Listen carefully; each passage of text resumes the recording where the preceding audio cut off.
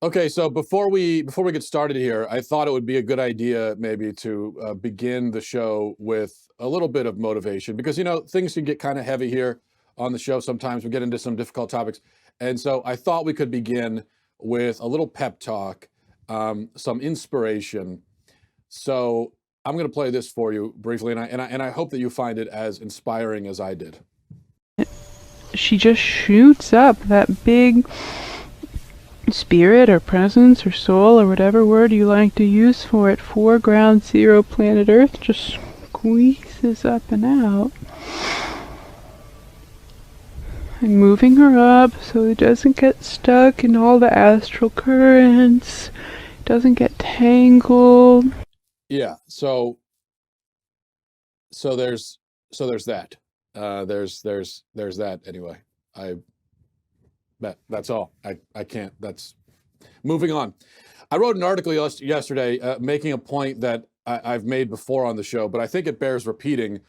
I was thinking initially about the cultish support that Beto O'Rourke is inspiring, and you can't really call it support actually, because support is conditional. When you support a politician, that usually means that you like what they stand for and the policies that they propose. But if they betray those principles, then you'll stop supporting. That's what usually support means. So what Beto has are groupies who create. If you go online, you go to YouTube, you'll find the people that have written songs about Beto O'Rourke. So these are groupies. And this is how as I've said before, this is how you know that Beto will be the Democratic nominee, just because he gets that out of people. He doesn't have any policy proposals to speak of, no discernible vision for America, no qualifications really. But he makes people swoon for whatever reason, and they climb over each other to get autographs and things like that. And that's all you need these days in America. It's why Drake or Bradley Cooper or Tom Brady, any of them could be president if they wanted to be. The only thing saving us from a Cardi B presidency is that she's not old enough, and she could probably make more money in rap music. But we really are at a point, I believe, where any pop star, any famous athlete could be president. And you might say, well, it's always been that way. I don't think it necessarily has always been that way. I think it's that way now, where if you have someone who's just, it really, the qualifications really don't matter at all anymore now, I think, is where we are. It's great for politicians if they can provoke that sort of reaction, but it's terrible for America and it's deadly to democracy. No American, and I will keep beating this drum because someone needs to. I think no American should ever be a fan of a politician. Politicians should never have fans. Conditional, skeptical, critical support is the most that these people should ever get from us, ever. Fandom is something that's meant for sports, it's meant for Hollywood, but it's not meant for DC, it's not meant for politics. And this is not, I'm not just talking about Democrats here. Trump also, Donald Trump has many fans of his own, obviously, as you know. And when I say fans of Trump, I'm talking about the sicko fans who, when it comes to the president, they lose all capacity for critical thought. Sorry, I'm not talking about the president. I'm saying they don't call it. The people that they don't say, "Oh, the president Donald Trump." No, they say "my president." Have you noticed that? This is something that you see. You see it from Trump fans even more than you saw it from Obama fans. But Trump's most loyal fans, when they refer to him, they'll say something like, the establishment is always attacking my president. My president deserves support. My God, it's disgusting. You talk about him like he's literally your boyfriend or something. Yeah, he is in a sense your president in the sense that you're an American citizen, but my president. See, the thing is, you would never, when Obama was president, you never said that. You never said, my President Obama. But no, you reserve it for Trump because of this weird affection you have for him. It's really just gross, nauseating. But this kind of support, by the way, it's just as bad on the other side when you've got people say, oh, he's not my president, right? Well, he is. He's all of our president. He's not your president. He's not your president. He's just the president. He's the president of the United States. He doesn't belong to you. You can't disown him either. He's just the guy who's the president. That's all. This is the kind of support, though, the kind of fandom that Trump provokes in some people. Whatever they do, he supports. Whatever he says, they agree with. Whoever he villainizes, they hate. Whoever he promotes, they love. It really is as simple as that. They would quite literally drink the Kool-Aid, Jim Jones style, if he asked them to. I really believe that. They are not conservative. They're not right-wing. It would be inaccurate to classify them that way. They are Trumpists who subscribe to Trumpism, and the doctrines of Trumpism can change from moment to moment depending on what the president or what my president happens to be tweeting at the moment. I remember last week, just as an example, whenever, I think it was last week, maybe the week before, when Trump randomly started criticizing the airline industry, right? Trump came out and said that planes are too complicated and we need to go back to old and simple planes because, right, that's what you want. When you sit down, for a flight and the captain comes on the speaker, what you want to hear him say is, all right, folks, thanks for joining us. I hope you'll enjoy this flight on this old and simple plane. But Trump says we need old and simple planes, right? And so all of his fans, though, decided in that moment, they said, oh, you know what? Yeah, we do. Actually, yeah, I think we do need old. There's a huge problem. Now that you mention it, there is a huge problem of planes being too complex. We need older, simpler planes. These are people, they never thought that before. None of them ever said that before. This was never an issue they ever thought about. But now they have adopted that position wholeheartedly, and they will defend it passionately just because Trump said it. If Trump had said the opposite, if Trump came out the next day and said, you know what we need? More complicated planes. These same people would say, yes, this is what I've been saying all along. We need more complicated planes. Many of these same people spent 8 years criticizing this mentality among Obama's most dedicated admirers, and for good reason. Obama was worshipped with religious fervor. I'm sure you remember that. The religious devotion that Obama had was horrifying to witness. And it did enormous damage to our country, and it prevented Obama from ever being held accountable for anything he did. But the celebrityification of DC, if we can call it that, if I can coin a word, it didn't end when Obama rode his white steed out of town into the sunrise, or the sunset, I suppose. It didn't end there, because those who had been busy decrying the celebrity presidency, a lot of those very same people became basically giggling schoolgirls as soon as Trump arrived on the scene. And so it is all very sickening. It is a disorder in the human mind that causes us to venerate politicians in this way. We should identify this disorder within ourselves and do our best to set it into proper order. If we recognize within ourselves this instinct, this desire, this inclination to worship a politician, to see them as more than just a politician, to have excessive admiration for, if we see that within ourselves, we should try to get rid of it. We should try to kill it, because it's not healthy. Our first reaction to every politician, always, no matter their party, should be suspicion. We should be suspicious of all of them. I think a good American is always suspicious of any man or any woman who seeks to gain power over him. Because when someone is running for president or they're running for any political office, what they're saying is, I want to have control over you. I want power over you. Now, they might not say it in terms quite that direct, although I would almost respect them more if they did. But that is really what they're saying implicitly. What they're saying is, I want control and power over you. Now, anyone who says that, anyone, we should stop and say, hey, whoa. Okay, but hold on. And immediately we should be giving them the side eye. it's possible that a person might seek this power for benevolent reasons.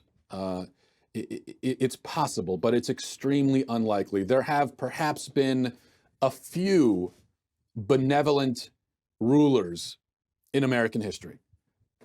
Maybe there have been a few. There are none today in Washington, not a single one. The best we can usually hope for, and the best we have available on the current scene, are vain, self-serving politicians whose vanity and self-interest are regulated by certain useful qualities and some correct ideas about laws and policies. That's the best we can usually hope for, and that's the best we're going to get right now, is that. Now, most politicians have the first base covered. So they've got the vanity and they've got the self-interest. The problem is they don't have any of the rest of the stuff. They don't have any positive qualities to speak of, and they don't have any correct ideas really to compensate for all of the vanity and the self-interest. So that's most politicians. A few of them have a somewhat acceptable but tenuous balance of the two, where, yeah, they're definitely vain as hell. They definitely are self-interested. They certainly are primarily concerned about their own power, but they do also have some positive qualities, and they do have correct ideas about this. So there are a few politicians that we can say, who we could say that for. I might be, maybe I'm being slightly unfair. There might be like 2 or 3 who are even a little better than that, and maybe, you know, maybe there are a few who are slightly better than that. But this is generally the case. So these people can earn our support. I'm not saying that we can never support a politician. That would be ridiculous. They can earn our support, but if we're wise and if we have the good of the country always in mind, then our support will only ever be shaky and cautious, and we will remain ever ready to scold them like untrained puppies if they go wrong. And and we should be prepared to abandon our support for them completely, to drop them, to kick them to the curb. We should be prepared to do that if they reveal themselves to be vacuous idiots or morally corrupt scumbags without even a hint of the positive qualities that we imagined we originally detected. So that's the I think the approach we should have. There's a great J.R.R. Tolkien quote, and this was a guy who obviously knew something about the way that power corrupts because he wrote a whole book series about it. But this is what Tolkien said. He said, "The most improper job of any man, even saints, who at any rate were at least unwilling to take it on, is bossing other men. Not 1 in a million is fit for it, and least of all those who seek the opportunity." So there's an important truth here. Almost nobody is really fit to lord over other people, to rule them, to have the sort of control over them that our politicians in modern America have over us. Almost nobody is fit for that. Very, very, very, very few people have the moral character and the integrity and even the wit or the intelligence, competence, skill to be fit for that kind of job and that kind of responsibility and that kind of power. And the problem is that if they go seeking the job, that's a pretty good sign that they aren't fit for it. So that's the paradox here, that you know, the number one way you could tell that someone isn't fit to have that kind of power is if they want it. And almost everyone in Washington today, they're there because they wanted it. But someone has to do it, right? And we do need a government, unfortunately. Otherwise, we would have anarchy. But this is just all the more reason to have skepticism and caution when it comes to these people. Yeah, if a political candidate is asked in a softball question, if they're asked like, you know, why are you running? What attracted you to public service or whatever? The kind of question that a Democrat would be asked on CNN or a Republican would be asked on Fox. And when they're asked that question, they'll always say something like, well, I've always wanted to help others. I just have a passion for helping. Or they'll say something like, well, there are a lot of problems in America, and I want to, get in there and help fix those problems. I'm running because I love my country, and I want to do what's best for my country, and blah, blah, blah. You can tell the real fans, the real sicko fans, if they actually believe that nonsense when their favorite politician says it. The ones who actually believe that. The ones who say, oh yeah, Beto's running because he really wants to solve our problems. Or when Trump fans, I hear from Trump fans who will say that well, Trump ran because of his deep, abiding love for America and his self-sacrifice. And he just loves America and American people so much. And that's why he ran. Oh, please. I mean, good Lord. You can't be that naive. It's embarrassing. No, that is not why either of those guys ran for office. And we need to understand that, or we will lose our republic. We will lose our freedom unless we have some healthy skepticism about these people. We need to just understand human nature. That is not why the vast majority of people seek power. It is not because they love you and they really want to help you. It's not what it's about. In almost every case. So, am I being cynical? Yes, absolutely I am cynical. But if you are not cynical at this point about our leaders, then you have not been paying attention. All right. So let's take a look at something a little different here. I'm going to play a video for you with warnings ahead of time that you might find it a little bit upsetting. It's not graphic or bloody or anything like that, but it does show an animal getting killed. So this is a video that's been going viral on social media. Not sure how it ended up on the internet going viral, but it's well, presumably the hunter put it on the internet.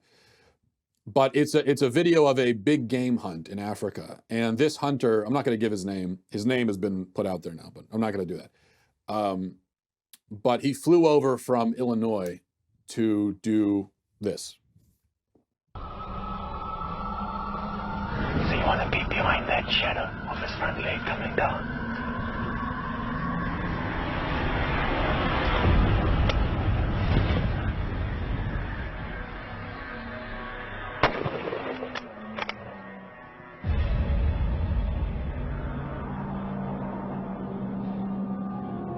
Watch it. That was too low. And then hold up. Okay. Don't do any more. That, Mr. Goni, is a very nice lion. Well done. Very nice lion.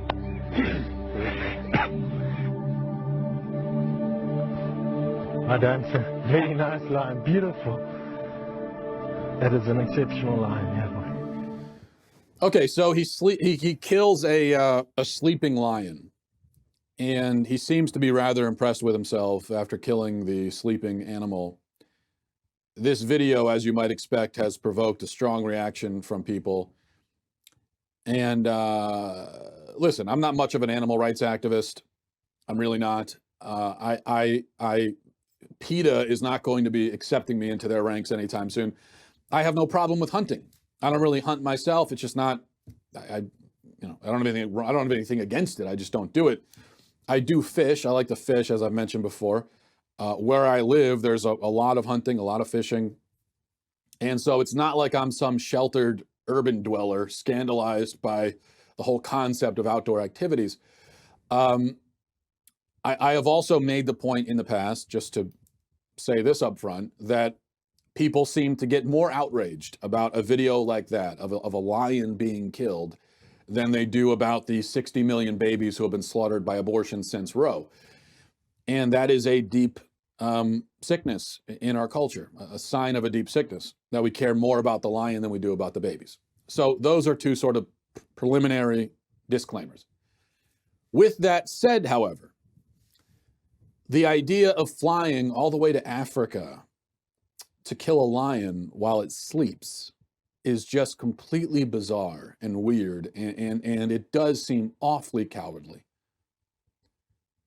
The worst part is that if you kill a sleeping animal, then for you, the thrill of it must simply be killing, right? There's no sport, there's no pursuit, there's no challenge. Anyone can kill a sleeping animal. Any idiot can do that. It's not difficult to do. It would be like, as I said, I like fishing. So it would be like if I were walking down to the lake to go fishing and I happened to see a big old 8-pound bass flapping around on the bank that somehow got itself stranded. And it would be as if I walked up to that bass and I just stabbed it in the head. Now, if I was starving, or if I was, even if I was, I don't know, out in the woods or something, I didn't have anything to eat and I needed to eat, and I saw the bass there, I would certainly kill it and I would eat it. And I would be thankful for that, for it being so easy. But if I'm just going out to fish for fun, I'm not going to randomly kill the thing. What I'll do is I'll throw it back and then I'll go and try to catch it again, because that's the whole fun of it. And if I catch it, I'll throw it back again because I'm not actually going to kill it. For me, the point of fishing is not to kill fish. It's just, for me, with fishing, it's fun to be outside in the water, in nature, trying to find where the fish are. So there's kind of the gamesmanship there. The challenge of actually catching them. There's the thrill of getting the pull on the line and everything. And so I just find all that really fun. And yeah, the bragging rights of catching a really big fish. But what I'll do is if I catch a really big fish, I'll take a picture of it. And then I'll have the picture, and that's the bragging rights. I almost always throw it back because for me, it's the enjoyment is just in catching it and all the things I just said. It's not in killing something, even if it is just a fish. But as I said, I have no problem with hunting. As long as the meat is used for something. Killing a deer and eating it is perfectly ethical, I think, and helpful. There's definitely a problem of overpopulation of deer, especially in some parts of the country, like where I live. You know, you get deer all over the place, and they're a danger too. People run into them, people are killed, and driving down the street. So, but even with a deer, you know, I would think that if you were going hunting for a deer and you saw one sleeping, you're not going to kill a sleeping deer, are you? Unless you really need the meat and you got to feed your family, in which case, yeah, you'll take whatever you can get, however you can get it. That makes total sense. But if it's about the sport of it, it would be completely lame and unethical and wrong to just kill a sleeping deer. So tell me that you love hunting because you're out in the woods and you're pursuing it and you're tracking and you're dealing with all the challenges and so on. I understand that. That makes sense. But if you like hunting because you really just want to kill something, well, then that's disturbing. I think in that case, you have psychological problems. Yes, killing is part of hunting, inevitably, but it shouldn't be the point. It shouldn't be an end in itself, is the point. And besides, I think there is a difference between a lion and a deer, right? Just like we see a difference between a deer and a dog. There's a difference between these animals. So if you go out killing dogs for sport, people will think that you're a sick maniac. And in that case, you would be a sick maniac. We have a kind of hierarchy of animals that we've established.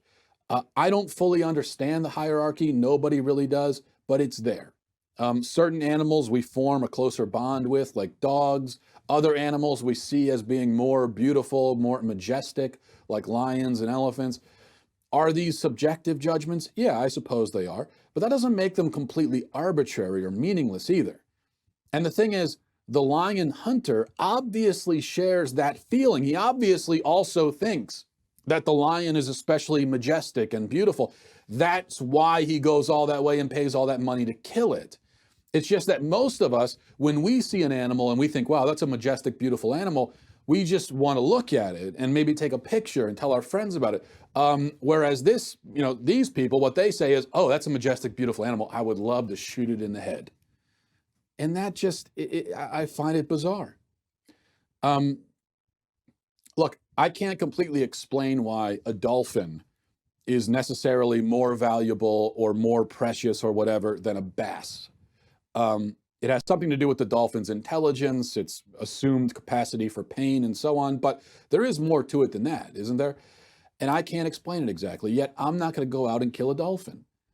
Because even if I can't explain why we have this ingrained priority system, that doesn't make it okay necessarily to just toss it out the window and go kill whatever we want. You know, I don't think that justifies it.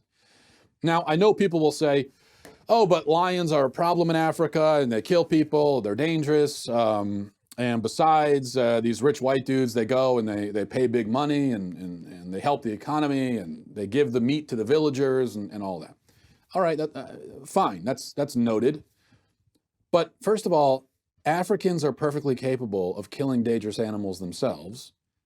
They've been doing it for thousands of years.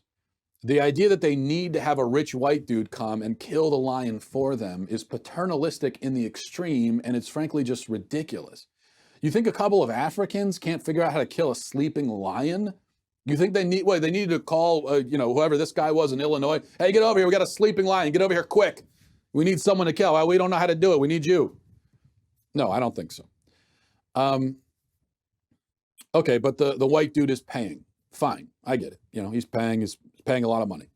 Financially, it's helpful. But that doesn't really explain why the white dude wants to go all that way and kill a lion. And it doesn't necessarily make it ethical either. So think of it this way.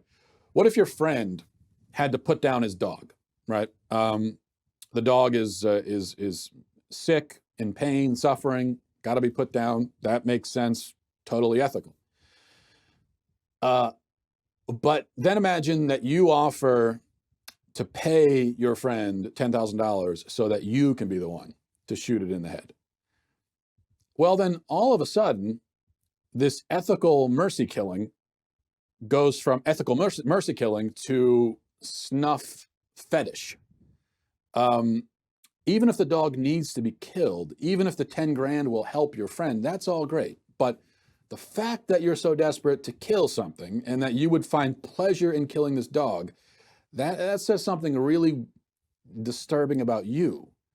And then it is unethical. Now, it wouldn't be unethical to take the pet to the vet to do, but for you to do it all of a sudden is unethical because of your motivation. For you, it's just you're killing for the sake of killing, and that is always, killing for the sake of killing is always unethical, always, no matter what you're killing. I mean, if you saw an ant crawling across the ground and you just stepped on it for the sake of it, that would be unethical. Whereas if you have an ant infestation in your house and you bring an exterminator and you kill thousands of ants, that's not unethical at all. The point is just killing to kill is no matter what it is wrong. I mean, you could be walking by and pulling up a flower just to kill it. I mean, that would also be wrong. There's varying degrees of immoral, certainly, and not all the same, but the point is killing for killing is wrong. And in this case, it's killing for killing and also killing because what you're killing is majestic and beautiful and exotic. And I think that just makes it even more wrong because whereas if it were the African villagers doing it, no problem, because they're the ones threatened by the lion. For them, it's not just about killing the thing. It's a totally different situation. So I don't know. It does seem to me to be problematic. I guess there's a larger conversation that could be had about big game killing. And I'm not saying that it's wrong in every context, but definitely killing a sleeping animal. It's just, yeah. All right, let's see here. Maybe we'll say, okay, here's one more thing to play for you, also disturbing. This is from something called Now This News. And it's a news organization that clearly, as you'll be able to tell, approves of what you're about to witness. So watch this.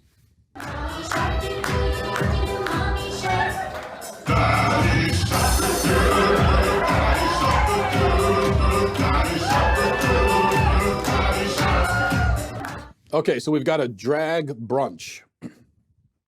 A brunch where people brought their kids so that cross-dressing men with stage names like Cummings could dance for them. Did you notice that boy's father? The boy appeared to be sitting on his dad's lap, and his dad was filming the whole thing. And that's the most tragic thing about that video clip, is that boys need and deserve real fathers. And instead, it appears that this young boy, unfortunately, has not a real father, but an effeminate, emasculated coward as his father. There are a lot of other ways I could describe this guy. The kind of man that would bring his son to something like that. And then be delighted when this cross-dressing person is dancing in front of him. I can't wrap my head around it. But what you find there again is this insistence in combining drag queens and kids. It's like everywhere now. We talked about it earlier this week. They had a cross-dresser come into a kindergarten classroom and read a book about transgenders. And then they've got the drag queen story hours, and they've got, and now they're constantly, the left is trying to combine kids and drag queens as much as possible. Now, why do you think that is? Well, we know what it is. It's about brainwashing them while they're young, and this is what you saw in that video there. These are kids who are being groomed. This is the grooming of children happening right in front of our eyes. All right, let's go to some emails. MattWalshShow@gmail.com, MattWalshShow@gmail.com. This is from Lisa. Says, hey, Matt, I appreciate how you approach topics, so I thought I would ask your take on a topic Allie Beth Stuckey, the conservative millennial, mentioned on our podcast on Monday. Allie believes the left is trying to change the narrative of the pro-life movement. The left is trying to convince pro-lifers that abortion is just merely one facet of pro-life, that if you were really pro-life, you would fight for the babies in cages at the borders, the immigrants, transgender, the women who need the abortion, etc. What about their lives? Don't they matter too? I tend to agree with her opinion in that the more I look around my social circles, I find this to be true. My philosophy on that, though, is if you compromise on the killing of innocent children, where else can you go from there? Abortion has to matter more because there will be literally nothing left if it doesn't. Of course, I would love your take on this idea of expanding the definition of pro-life and possibly some ways to combat this way of thinking. Yeah, Allie is right about that. Now, it's true that the pro-life movement, and it's important to stipulate, I think the pro-life movement is not necessarily a movement limited only to abortion. Though abortion is the central fight, it's the most important fight, but there is a pro-life ethic that extends beyond abortion. The point is that life is sacred and valuable. That's our message as pro-lifers. That's what we're saying. Life is sacred and valuable. Which life? Any life, all human life is sacred and valuable. And it's never okay to kill a human being. It's never okay to kill an innocent human being. Never okay. That's our principle. That's the banner that we wave, right? The problem is that the left is trying to, it's not even that they're just trying to expand what pro-life means, it's that they're trying to misapply that ethic, to misappropriate it, and claim that, for instance, if you oppose illegal immigration, then you're doing something that is in opposition to the pro-life ethic. But that, of course, is absurd. It's absurd for many reasons. First of all, nobody is advocating killing immigrants. No one is saying we should murder them. So this is not a life or death thing. All we're saying is that if you want to come to this country, you should come legally. And in fact, that if we can apply the pro-life ethic to the immigration debate at all, I think we apply it on the side of immigration enforcement.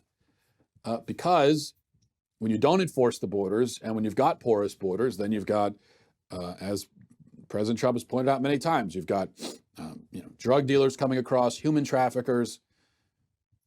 Illegal immigration is deadly to human beings.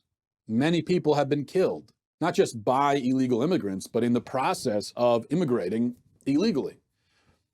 So it is about protecting law and order, and it's also about preserving human life. And some of these other issues they mentioned just, again, have nothing at all to do with with the issue at all. It's just a separate issue entirely. Yeah, they'll throw in something, you mentioned transgenders. Well, I thought you're pro-life. Well, what does that have to do with? So because I'm pro-life, that means I have to agree that a man can be a woman if he puts on a dress? It makes no sense whatsoever.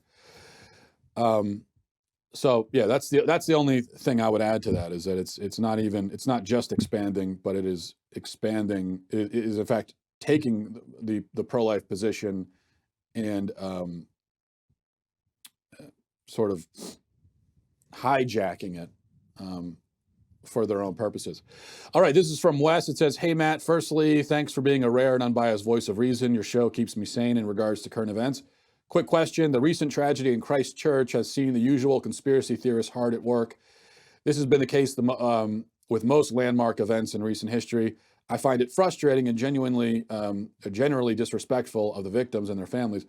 While I wouldn't consider myself a conspiracy theorist, I can often see the logic in how people might arrive at alternative conclusions given the evidence or lack thereof.